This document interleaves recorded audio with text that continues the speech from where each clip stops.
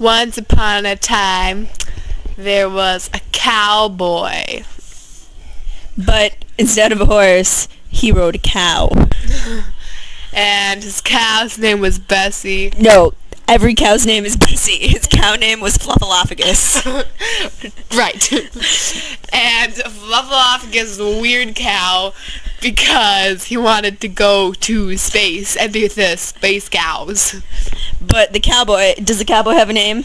No. Okay, the cowboy, Nicaragua. Nicaragua is a country, not a cowboy. No, Nicaragua is a country and a cowboy.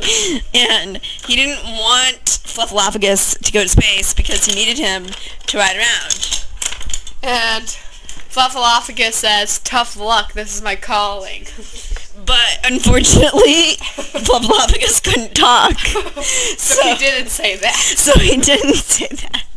So he just started to build his rocket ship so he could make the voyage secretly at night, because in the day he had to work. But Nicaragua started to notice there's something wrong with Fluffalophagus when he's really tired in the morning. Yeah, he's really tired in the morning because he had been up all night working on his rocket ship. But Nicaragua didn't know that. But and so he finished his rocket ship, and he descended into space, and he was really happy because he met his mother, Fluffalogina. Wait, so I guess Fluffalophagus was originally from space. Okay, that's why he's so weird. That's why he's a weird cow. Yes. Exactly. Okay, so is the story about the cow or about Nicaragua? It's about the cow. Okay, so Nicaragua was left on Earth without a cow, and he had to ride a horse, and so then he became a regular cowboy and changed his name to Billy Bob Joe. Anyways, because that's what it should be, because Nicaragua is not a good name for a cowboy. But anyways, back to our cow, Fluffalophagus. Is he really a cow, or was that just his disguise? That was just his disguise. Okay, so he's an alien cow? Yes. Okay. And so what happened when he saw his mother? What did his mother do? His mother spanked him for running away to Earth.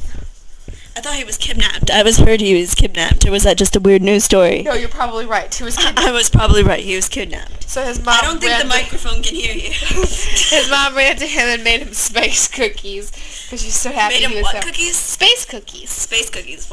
Space cookies are made out of cowboys? No. No. Okay, space cookies are just regular cookies in space. Yes.